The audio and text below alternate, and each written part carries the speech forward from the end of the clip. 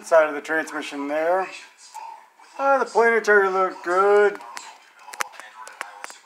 Back of the transmission input shaft is okay.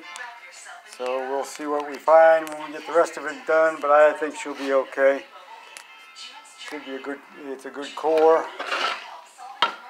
Alrighty, if you have any comments, questions, or concerns, oh, that's an interesting thing. I've never seen anybody break that before. This pipe is supposed to be connected to the screen. Yep, you never know what you might find.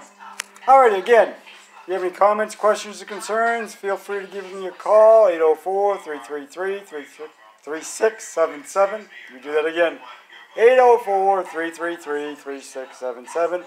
Or sales, SALES, @halemarine.com. Alrighty?